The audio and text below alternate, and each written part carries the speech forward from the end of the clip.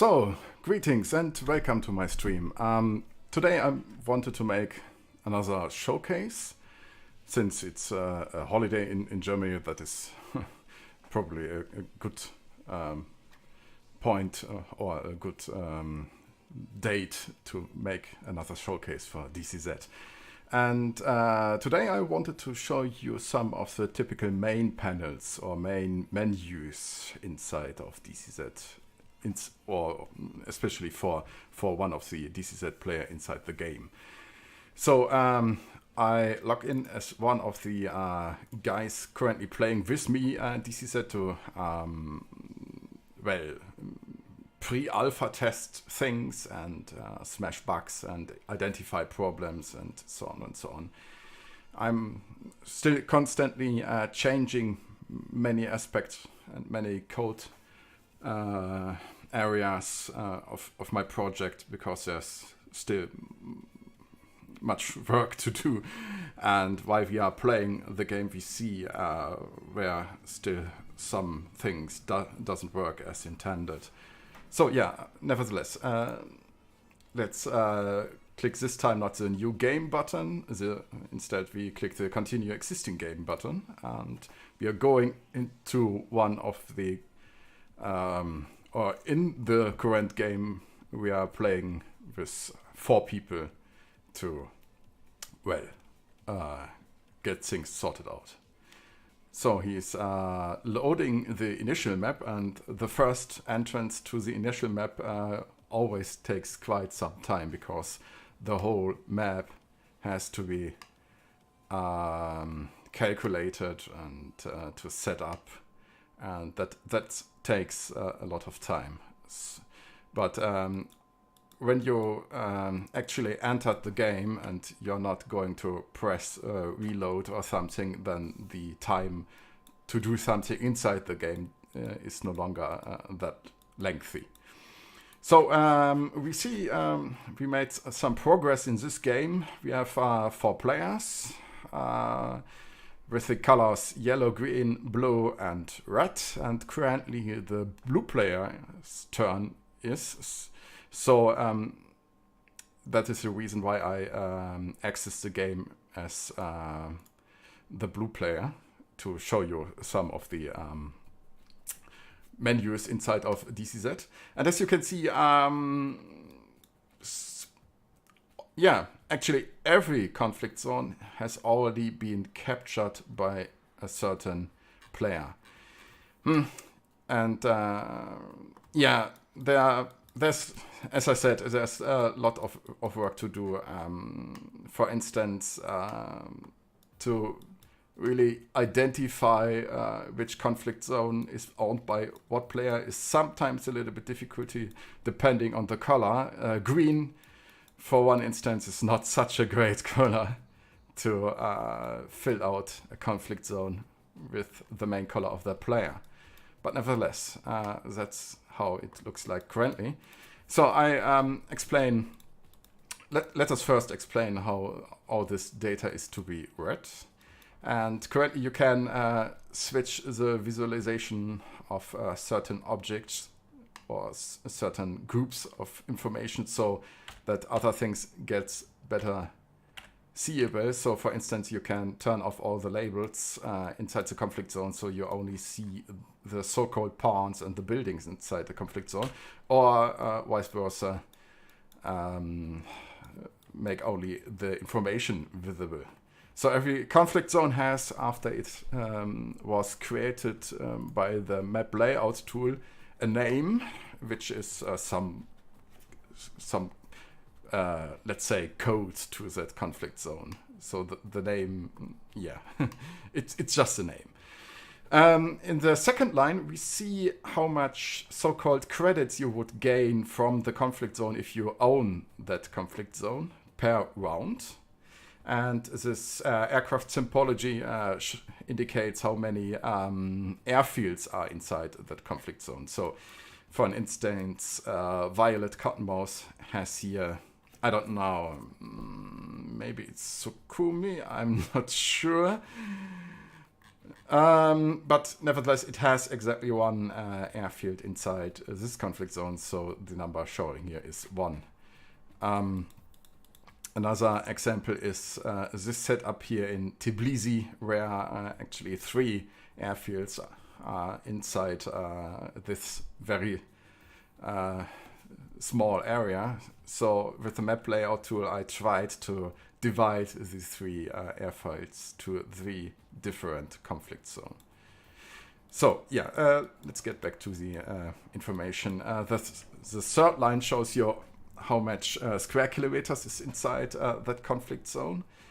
Currently it's given in German nomenclature, so this comma is actually for English people the point, and the point is actually for English people the comma. So it's 6,180 square kilometers.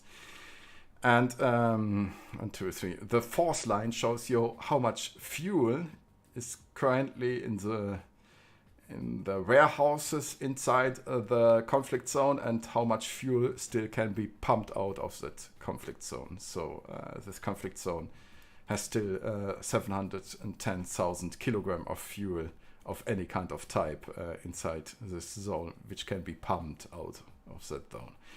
And the last line shows you how much ammunition, so-called ammunition units, you constructed or storing inside this conflict zone.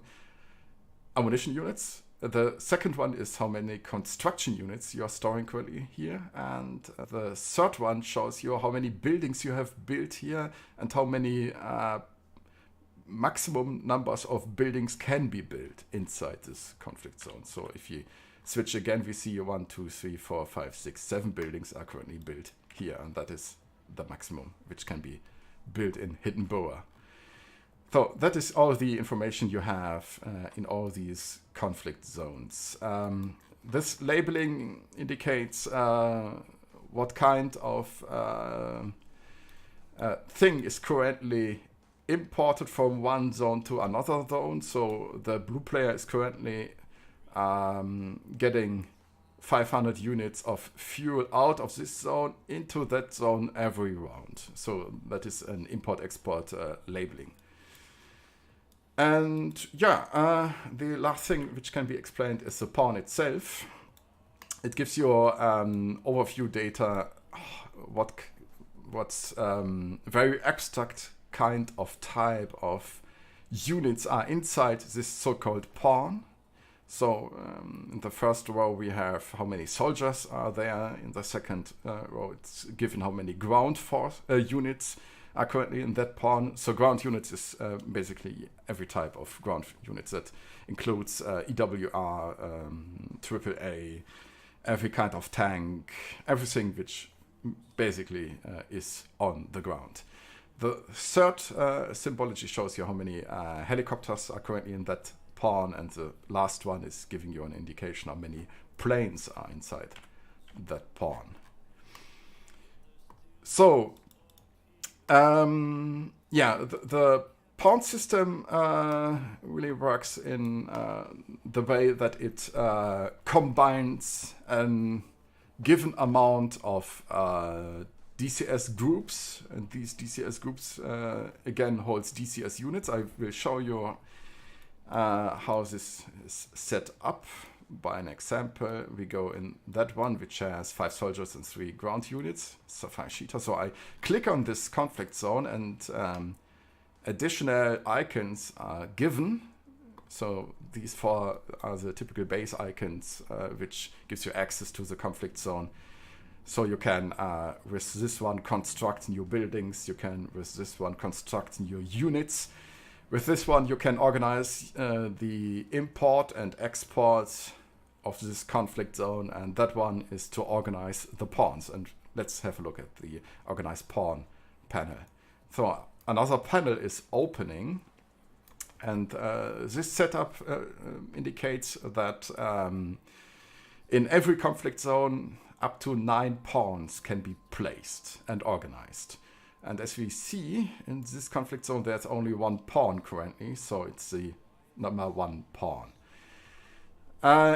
as I said, inside these pawns are groups. These groups are actually DCS groups. So if you come with that pawn into a battle, then the mission generator will generate exactly 1, 2, 3, 4 groups for these pawns with the exact types of units inside it. So as you can see, this pawn consists of 2 so-called soldier units. Soldier are doesn't work in the way that every unit is 1 soldier, but 1 unit can contain multiple soldiers. So in this case, that unit number 934 has actually 4 troops or soldiers inside it. Every other kind of unit is actually exactly 1 DCS unit.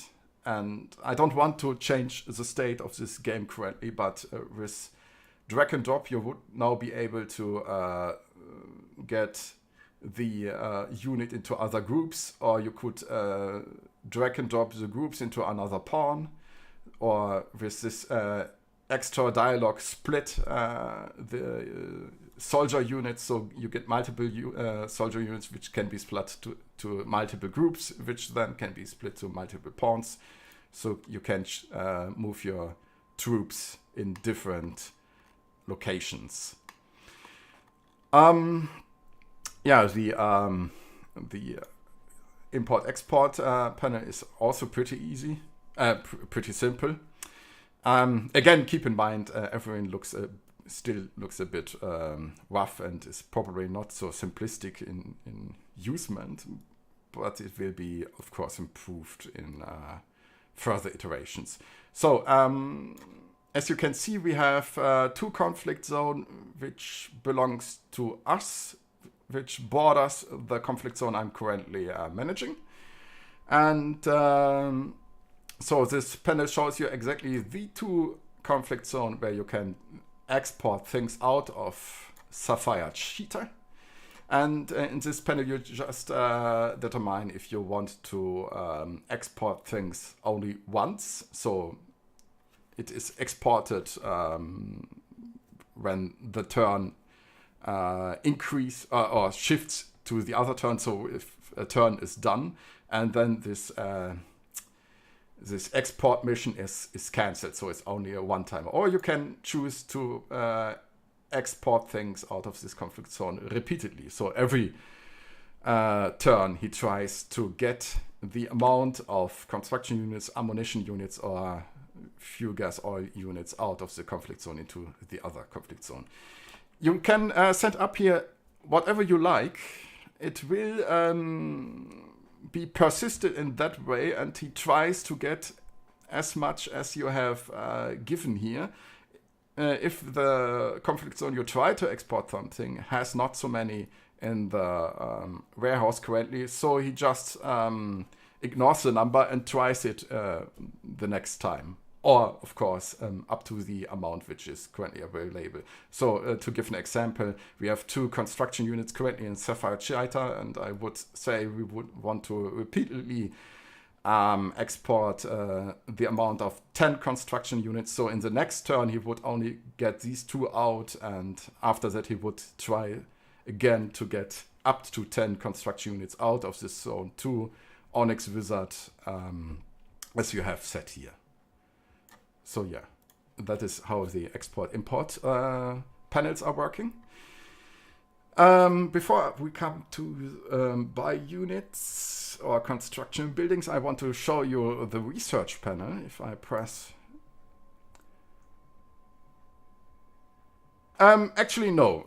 You can try to export as much as you want, but it will always be the maximum which is currently inside the conflict zone. And welcome to the stream, Komi1. Okay, that question was a quick one. So, but it's probably better if you try to ask questions at the end of the stream. So I try to get you as much information as possible, and then later we come to the questions. This is the research panel.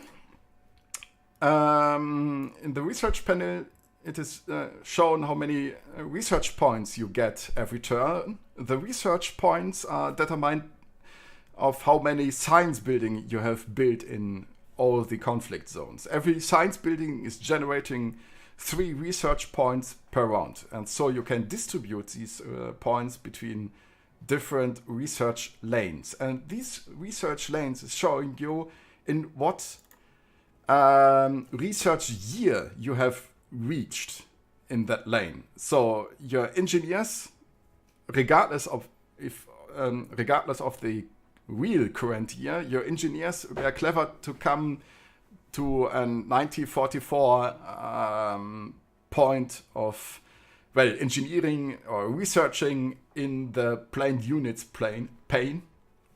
So you are able currently, or the blue player is currently able to build Spitfires and P-51 inside conflict zones. So yeah, you distribute the available points you have over these lanes, and he will then research so many points every turn inside this lane. And it works in this fashion that if you reach 10 points in one lane, then you will go 1 year further. So to get you from 1944 to 1954, for an example, you have to get 100 research points in the aircraft research lane. So you see, it's quite a way to actually get the A10C, which was introduced in the year 2005. Okay, that is exactly 10 points for 1 year. So that is why it's here currently saying you have actually 7 points in the ground units. He distributed 25 points per round. So in the next turn he will come up with 32. That means he actually rises from 1942 to 1945, 3 years, and would have then a sum of actual 2 there. Okay. Yeah. Then I think I will show you as next step the construct buildings panel. In this one you can construct buildings. Buildings just cost you credits, and there are 5 types of buildings. I already talked about the science building. The science building will, if it is built inside the conflict zone, generate 3 research points per year, which can be distributed in the research panel. And the left image is showing you how this building is currently visualized on the DCZ board. And this panel shows you what kind of DCS unit is generated inside a DCS mission if that conflict zone gets attacked, which holds a science building. So if the enemy player or during a DCS mission, someone would destroy that building in the conflict zone, it would be the loss of 1 science building in the conflict zone. The next one is a pumping station. It's pretty simple. It just pumps an amount of kilogram per round per building out of a conflict zone. And like ammunition units and construction units, fuel is something which is localized. You don't have it globally, you have it locally inside a conflict zone, so you have to try to get things to your front.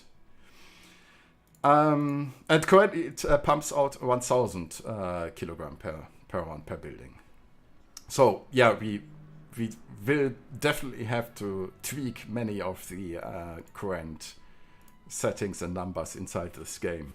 So while we are currently playing, we see many problems here and there, and I'm constantly changing things. So maybe I will come up with other amount later.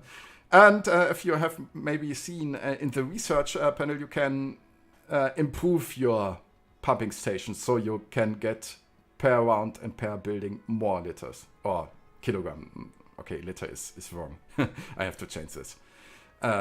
Kilogram out of one conflict zone.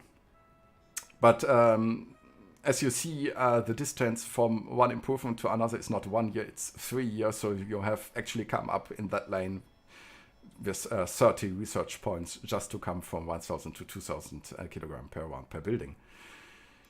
Okay, back to the construction building panel. That is one of the most important buildings. The only way to come up with new soldiers is with the so-called barracks. If you build a barrack, it will automatically generate 2 troops or 2 soldiers inside a pawn inside that conflict zone. And troops is the only way to capture enemy or neutral conflict zones. So if you want to make your empire greater, then you have certainly to build barracks. And the last two remaining building types are ammo factory and the factory. The ammo factory constructs ammo units. Exactly, that's where the babies are made. The ammo factory are constructing ammunition units, and the factory are constructing construction units. And what these 2 types of units are, I can better explain in the construct units panel. So this is a construct units panel. And as you see, because the blue player has already reached 1944, he is able to construct P51s. Every unit costs globally an amount of credits, but it also costs so-called construction units. And as I already mentioned, the construction unit is a locally thing. So if you want to construct many units inside the conflict zone, you have to gather your construction units in that conflict zone by either constructing factories there or by importing construction units out of other conflict zones. So, construction unit is certainly an important thing to build anything except soldiers. This column explains you how many number of troops the certain type of DCS unit is able to transport. So if a battle is generated and let's say the CCKW 353 is participating in a battle, then he will be able to load up to 12 soldiers inside this unit, as I have more or less shown already in the showcase of the dynamic link library functionalities. That is important because to actually capture a zone during a battle, you have to get your soldiers inside DCS zones. So there are trigger zones where you have to gather as many soldiers as possible so you gain the conflict zone after the battle. And as you all may know, soldiers are in DCS very, very, very slow. So having units which can transport troops is of great importance. And well, these 3 ones are a little bit complicated. Let's start with this one. This one says fuel consumptions of kilogram per kilometer. It works in the way that if you move a pawn with units from one conflict zone to another conflict zone, DCZ calculates the distance between the middle point of these 2 zones. Okay? And then it calculates how much fuel will be consumed by the origin or starting conflict zone if you move a certain unit from one to another zone. So that is always paid in the if you move a pawn from one zone to another, with one exception. With the exception if you attack a rival player. So if you move a pawn from one of your conflict zone into a conflict zone which is owned by a player, then you don't pay now that amount of fuel. Instead, you prepay the complete internal fuel tank so that this unit can participate in the battle. I say prepaying because you get all the fuel back after the battle which was not consumed during the battle. So it certainly has an impact how many fuel you will have at the end of a battle if you don't move your ground units during the battle all the time. Okay? And exactly that same pattern works the ammunition units prepay cost. So if you move your pawn into a conflict zone which is owned by a rival player, you have to prepay that amount of ammo units, and you will get the ammo units back if, for instance, this M4 Sherman has never shot its main gun or the other guns it has. So one of the most important panel for sure, not only to build units inside new pawns, but also to get an idea of what you have to pay. Okay. Yeah, as I said, I don't want to change things because we are currently playing this game. And I will now log on as myself because the last thing I can show you is how a mission is generated, because the current gameplayment has come up with a battle. So let's do that. I will log on as myself and go back into the game.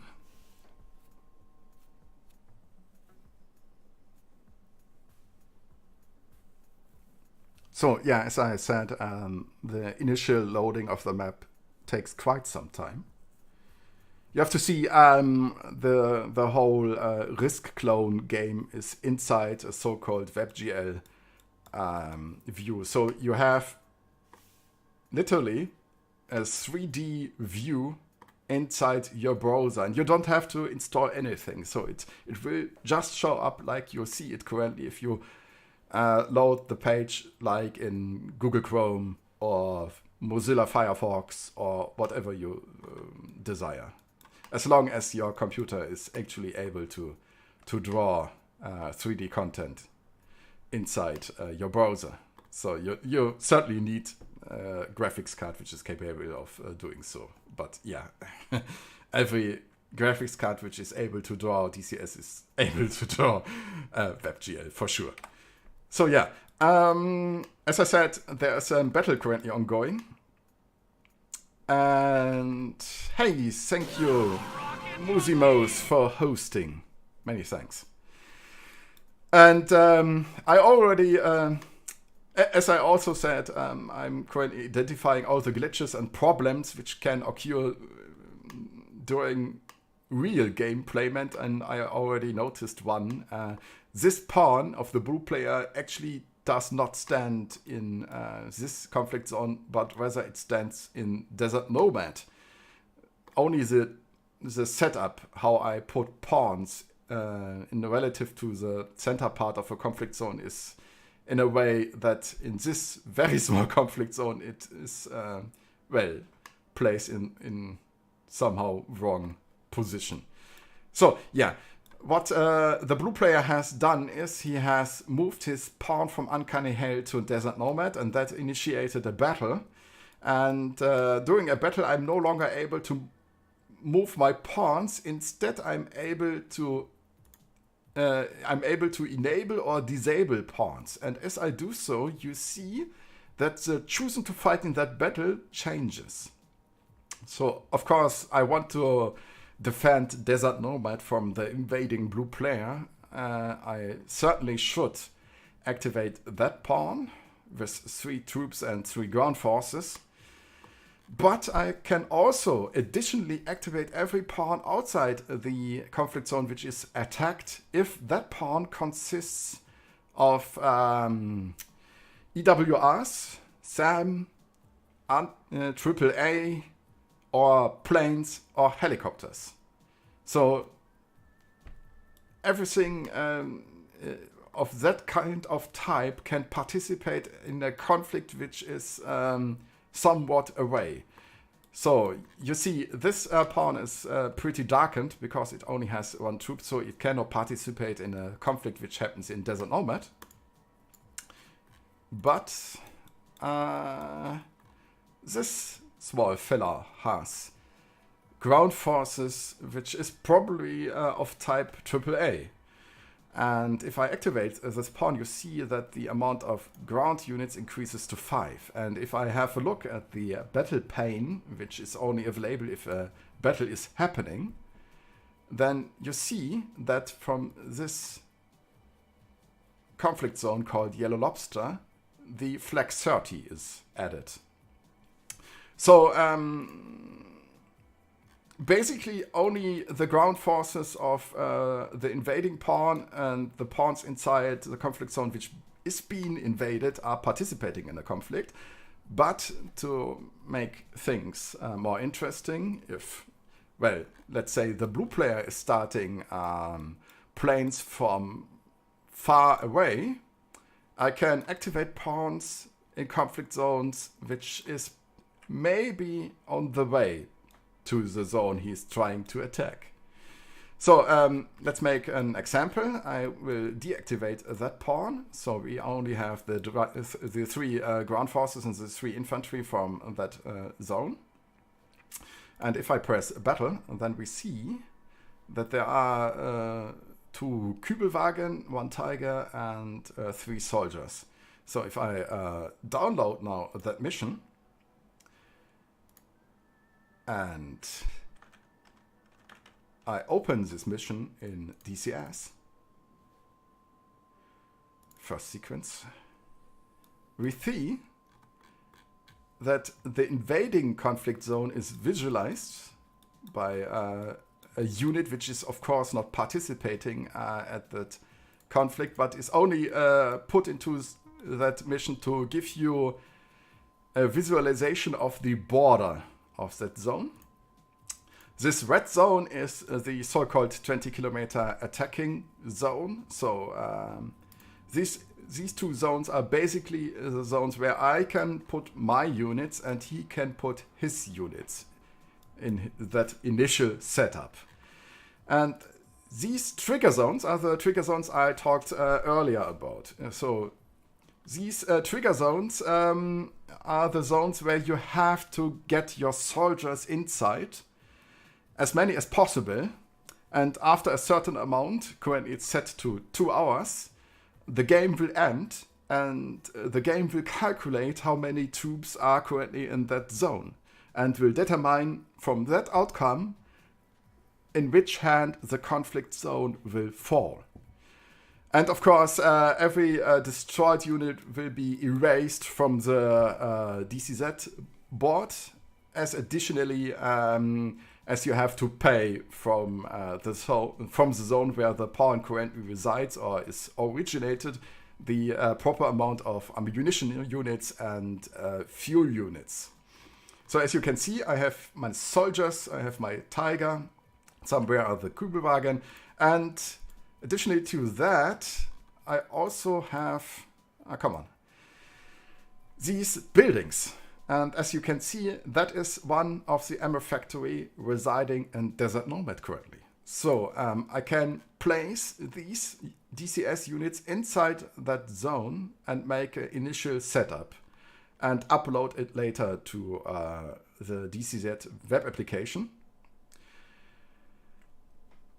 Many thanks, Shifty. And DCZ will now then determine if you accordingly have put your units inside the proper place. So if I would try to put my tiger outside my conflict zone and upload this mission, then this mission would be rejected. DCZ would tell you that your current setup is wrong, is not correct. So you have to put your units inside the proper zones. And now I make the example when I put the AAA additionally to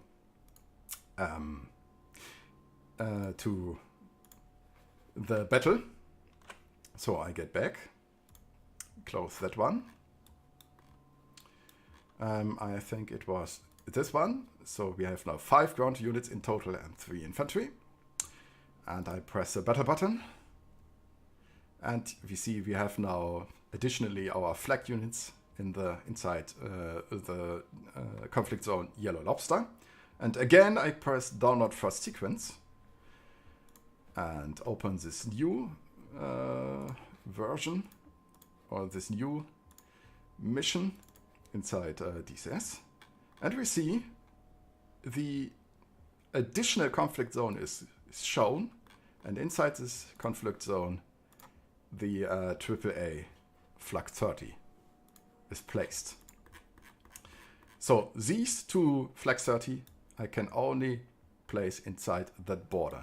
And as you see, it's quite a distance, so it really doesn't make any sense to activate that pawn and get these flag into this battle. So yeah, if both players have then uploaded their initial setup, DCZ would come up with the last sequence, so-called last sequence, or the final battle mission file, and that is actually the mission you would play inside of DCS on a multiplayer server you have created. Let all your friends participate if you have enough slots, because you have activated enough, let's say, aircrafts or helicopters inside this conflict. You would always, probably always participate as a tactical commander.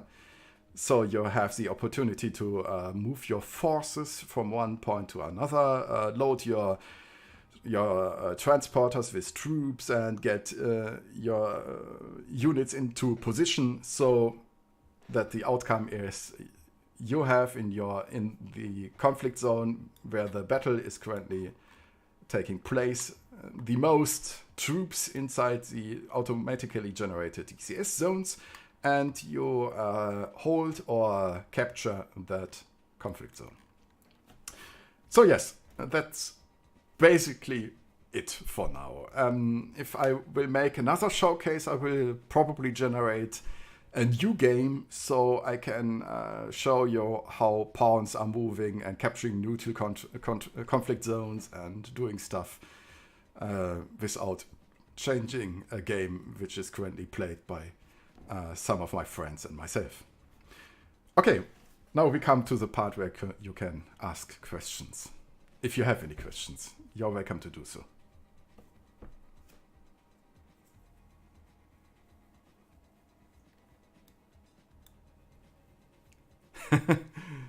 No, I promise to keep my streams a little bit small, because many people want to watch it afterwards on my YouTube channel. I will upload everything, the whole stream, to my YouTube channel. And if I explain more and more, then one showcase would become a little bit too big. So yeah, I'm sorry, everyone, but now we are at the end of the stream, where you may ask questions to what was just shown.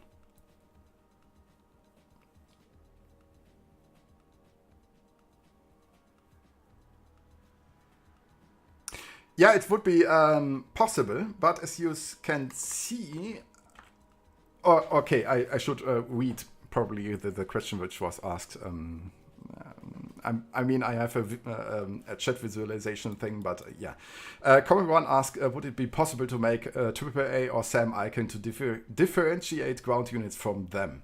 It would be possible, but I wanted to make a system where everyone can actually see what's inside other pawns without giving too much information. I will probably come up later, in a very later iteration, with a solution where your own icons are a little bit more specific, so you really can see that pawn has SAM or has EWR, to make it a little bit more differentiating. But yeah, as you see, as a rival player, you get a somewhat idea what you may expect. In this case, the blue player is attacking me, and he will come with 7 soldiers and 8 whatsoever ground units.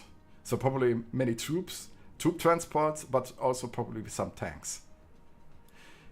Yeah, no problem, Combi One. Further questions?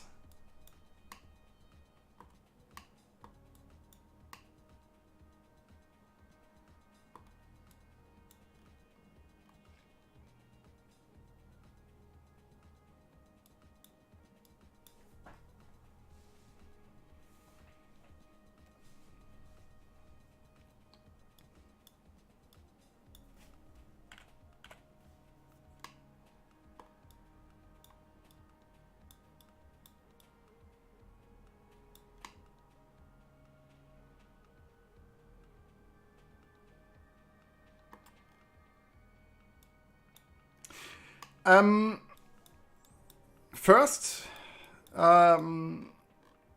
both players have their so-called first sequence.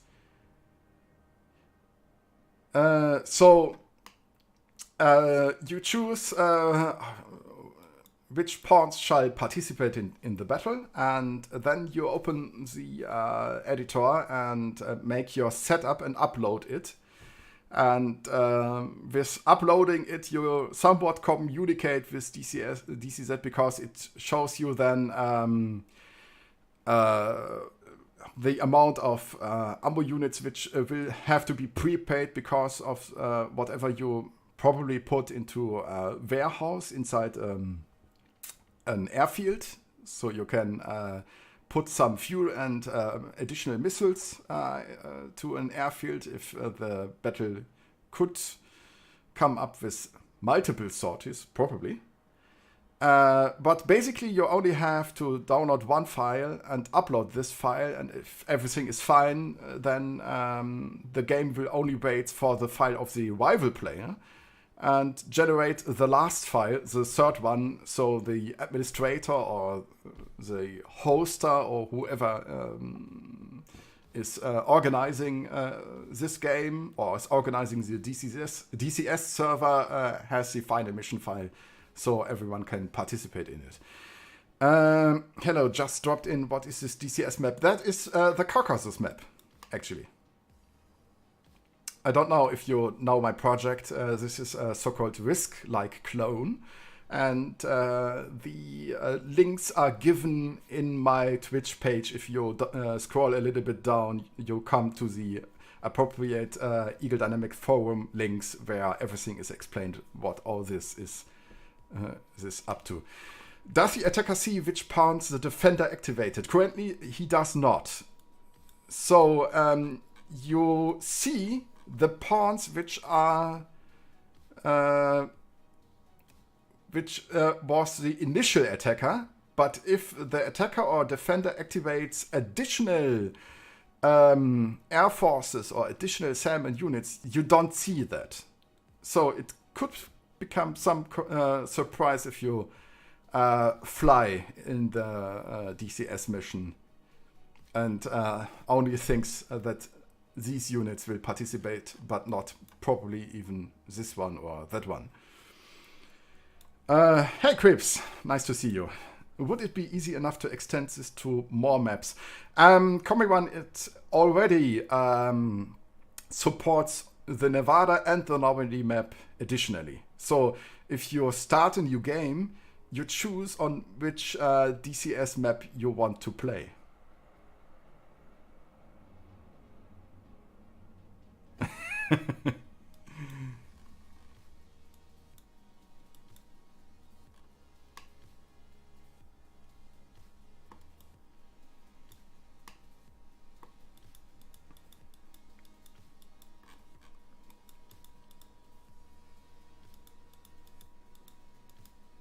So I give you a little bit more time if anyone has still questions. Yeah, Crips is one of the player, and he has currently a probably conflict to the green player.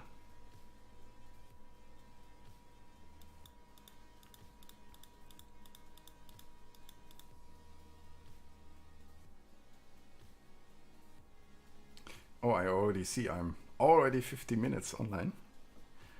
So if no one has additional questions yet, I mean it's still there are still probably some parts of the game which has to be shown. Chris looks into it, yeah, probably.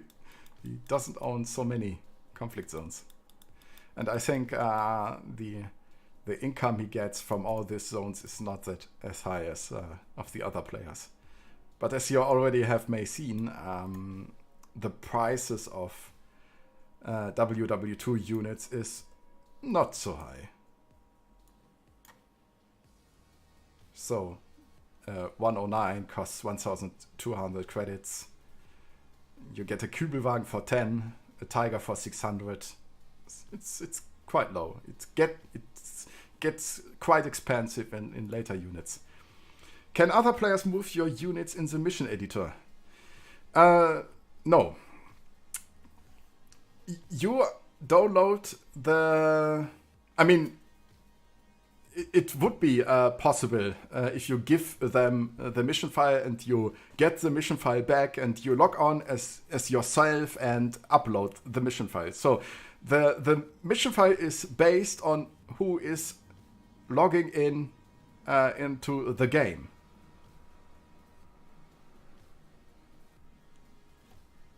So the initial setup is made by the player who has access to the game for that player. I mean, you could a whole flight group could, for an example, share one account.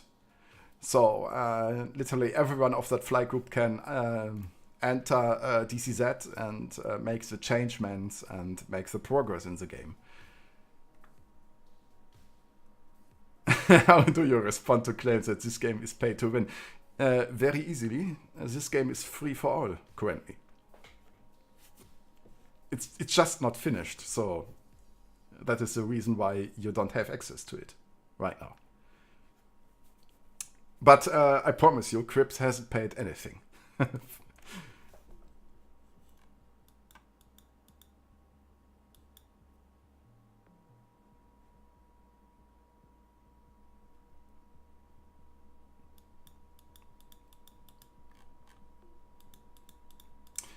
I I will probably come up with a Patreon page at some time, because I have to organize a web server where DCZ itself actually is deployed, and that will cost, of course, money. And by giving you the game, I don't want to become poor. Will there be loot boxes? Currently, there are no loot boxes implemented. But it would be possible. Nah, I think loot boxes would somewhat contradict the mechanism of a Risk-like game.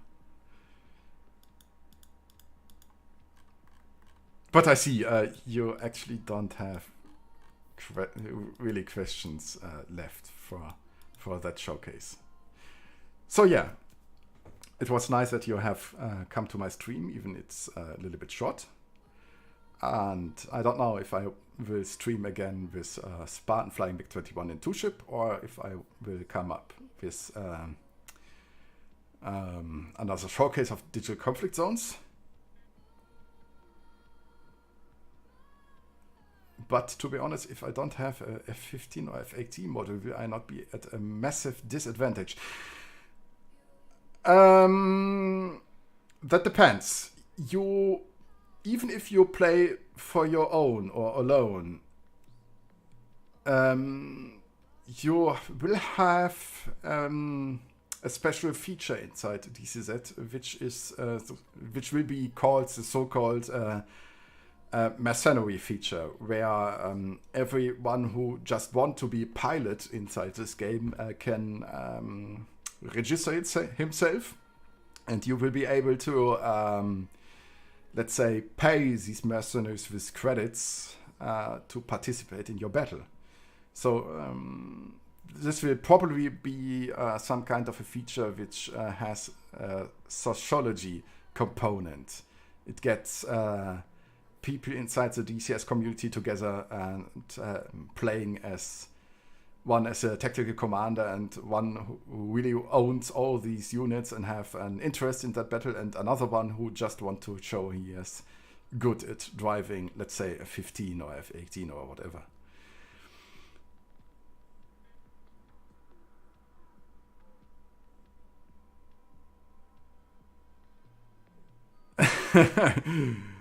No, currently Weltensegler DCZ doesn't involve any zombies. But you will be able to watch it on YouTube. I will export it to YouTube.